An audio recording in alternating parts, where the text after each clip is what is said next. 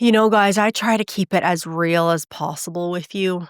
And so, one thing I really wanted to address is this false sense of optimism that sometimes people have in January.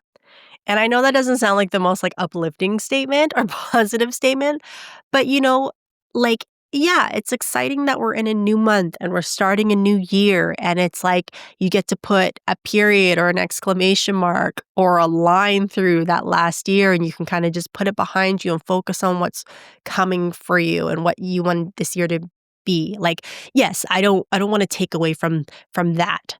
However, we also don't want to now just assume that just because it's a new year, things are going to get better.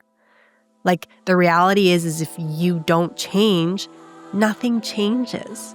Welcome back to another episode of the Higher Alignment Podcast, where high performers come to grow without stress, shame, or burning out. I'm Mintu Lam, and I'm here to help you work smarter, live fuller, and feel like yourself again. If you're tired of running on empty, book your complimentary assessment call at higheralignmentconsulting.com/program, and let's figure out what's draining your energy and what you can do to start feeling happy and peaceful once again. You can find the link in the show notes. Now let's get into the episode. And I talked in an earlier episode about how December was kind of this report card month where you could really see, based on how you're feeling and living, the deposits you made for the year. And so, I know from my clients who were feeling really present and excited and joyful and connected with their family and friends during the holiday season, it showed that they had made some really good deposits in how they were managing their stress for the year. And then I had some other clients who were feeling pretty stressed out and wanted to crawl into a hole at the at the end of the year there in December, and it's not a judgment piece, but it's just data collection on the deposits they were making for the year, and the fact that they probably weren't managing their stress in the best way, and so therefore it really showed itself in December, you know? And the tricky thing about January, especially with high performers, is because you're coming off maybe a little bit more downtime. You had some time off for Christmas and New Year's. You're maybe overly optimistic on the fact that you think you're rested when really you just had a little bit of time off. You actually didn't recover. That's where it gets dangerous for us because now we go into this phase of thinking, oh, well, I'm okay. I feel a little bit rested. I don't feel as bad as I did before the holidays. So I'm good. I think I'm good. Yeah, I'm just excited for the year. And it's cool, I don't want to burst that bubble. But then again, eventually those same patterns and thought processes and behaviors are going to seep back in. And probably by springtime, you're going to be feeling about the same way. So what we need to do is we need to have pattern interrupts. We need to have behavioral changes to make sure we don't end up in that same cycle. Okay? It's the same thing as the gym. I don't know what the stats are, but we all know the gym goes crazy in January, right? Everyone buys their pass. I'm finally going to lose weight, whatever the case is. I'm finally going to get in shape. And then I think they say by mid-February, it's more than 50% of people, probably closer to 80-90% of people have already give up on their New Year's resolutions. Why? Because they're relying on a fresh year to change their life, even though they buy the gym membership, but we're not addressing the patterns as to why they can't maintain it. What's their sleep like? What's their diet like? How many times a week are they thinking they actually need to go? You know what I mean? Overcommitting themselves, not having the right support system, not understanding why getting in shape is important to them, not understanding how it's affecting their health, all these things, right? I have this video called The 2 Hidden Blind Spots of Executives, and what it's based on the fact is that I see executives go through a 3 to 4 month cycle of burnout, okay? So, we can start it off now. So January comes, you're feeling a little bit better, you had some time off, you're like, "Oh, I'm feeling good, I'm ready for the year, can't wait to see what it holds." And so then you start going through the year, and then by about February or March, those old patterns start to come back into play. So you're saying yes to too many things. You are skipping lunch and breakfast because you're busy. You are maybe overcommitting to some social events and to some networking events you aren't really excited for, but you think you should. Um, you are opening your laptop at 9 p.m. because your meetings or your days are filled with meetings, and 9 p.m. is the only time you have to get your work done. Your calendar's full, like all these things, right? So then February and March starts to creep back in. And what happens? You start to feel that exhaustion and that tiredness. And then by the time March, April comes along, you're feeling the peak burnout again, right? For we're into Q2 now. And what do? I got to go on vacation. I got to go to Mexico, right? So you take off for a week and you come home and you feel great for about 3 or 4 days. And then what happens is you start that cycle all over again, right? And the reason executives end up in this cycle is for two reasons that I highlight in this video. And one is denial. They don't actually want to admit that that's what they're doing to themselves. And two is they don't actually know what burnout is, right?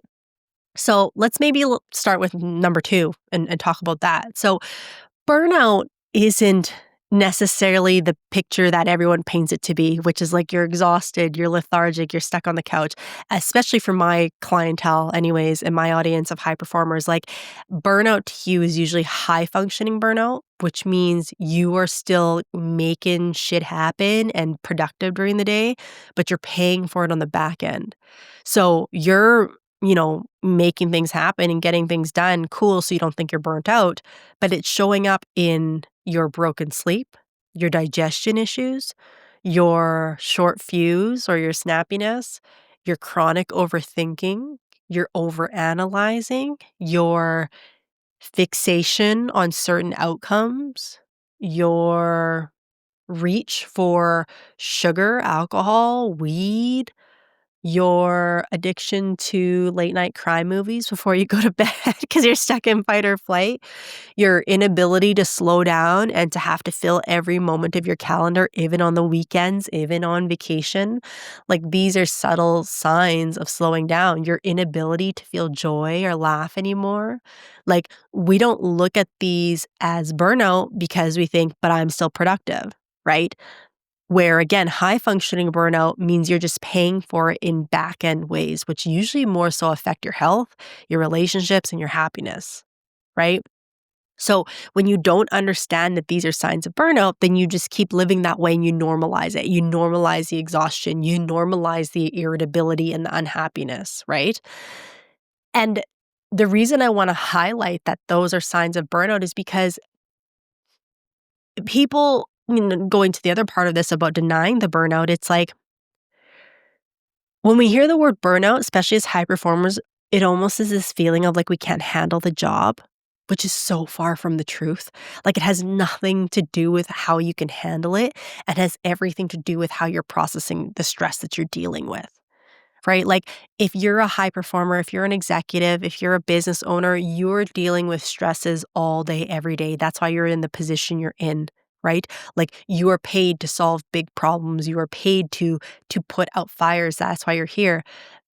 But just like any business, your body has a system for how it processes stress. And if you are having those symptoms that I just mentioned of burnout, then that means your stress processing machine isn't working effectively.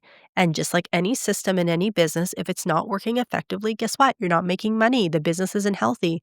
If your body's not processing stress effectively, you're not healthy. So it's not a sign that you're weak or can't handle it. It's just a sign that you need an upgrade in how you're processing and how you're managing stress. That's it, right? But then again, it's not enough to just think and know. Now we have to put things into place. Nothing changes if we don't change, right? So this false sense of optimism that January holds, I'm not saying this to knock you, but I'm saying this to take that optimism and do something with it. Get support, start new habits, start new patterns. Don't get caught in the hype, the same hype that the gym goers are finally going to. Do you mean? Like I was saying to someone the other day, like like chance of success if you start in December or July or August or February is honestly sometimes probably higher because you're doing it purely out of like sheer choice, not just because it's January and because everyone else is doing something, right? Now, I'm not saying because it's January, don't choose that, but have that in mind. Because it's January, choose to make it something that sticks, not something that's just a fad of the start of the year, right? And this episode's, I think, coming out after the episode with Megan Alton, the numerology episode, which talks about the energy of the years through number or the year through numbers. And 2026 is all about a blank slate and the ability to draw and design the life that we want. But again, it comes down to behaviors and patterns and actions, not enough to think, you know? So before you go into the rest of this year on autopilot and living in the same patterns that you did in 2025, the point of this episode today is to trigger that difference. Like, what can you do, even slightly different, starting today, that's going to set you up for a different year?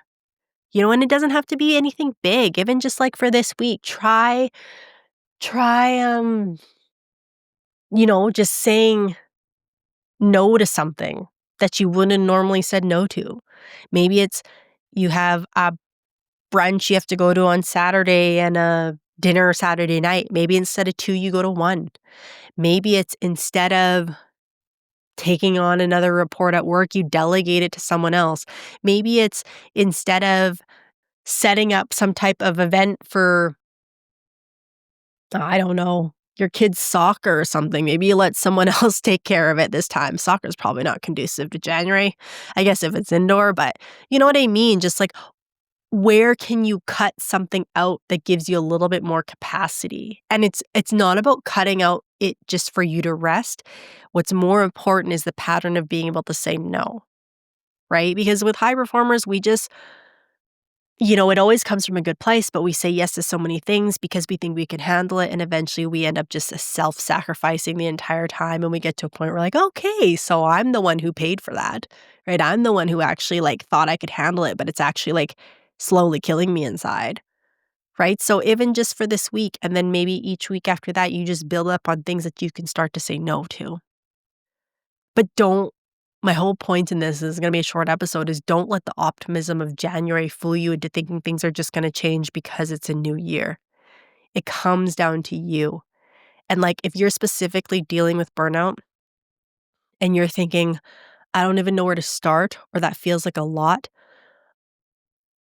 When clients start working with me, I tell them that it's not about doing more, it's about doing less and teaching you how to still be productive and efficient and actually learn how to enjoy your life by doing less. And not less in I'm just going to be irresponsible and not take care of my stuff. I don't mean in that way. It's about simplifying.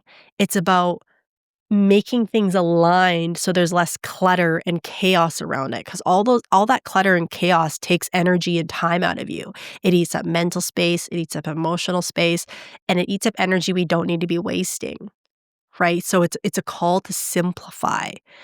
When you're looking at healing your burnout, it's not a call that I need to work out more, I need to change my eating patterns, I need to do that. To me sounds exhausting. When it comes to healing burnout, it's about increasing your capacity, and the way we do that is by simplifying your life so that you can show up for the things that are really important to you in the best capacity, in the highest capacity you have, so you can be present and dialed in and strategic and effective and think big picture and loving and connected and just all the things, right? To me, true work-life balance means you're present in the moment regardless of what you're doing. So it doesn't matter about how much time is spent. It's about how present you are with whatever's in front of you. That's how we heal your burnout, is by getting you to a point of burnout, or to a point of balance and presence in the moment. So just take this as a sign, don't ride the optimism. Choose to do something, reach out for support, ask for more help. Make this the year that you're actually going to create a life that actually feels good, not just looks good on paper.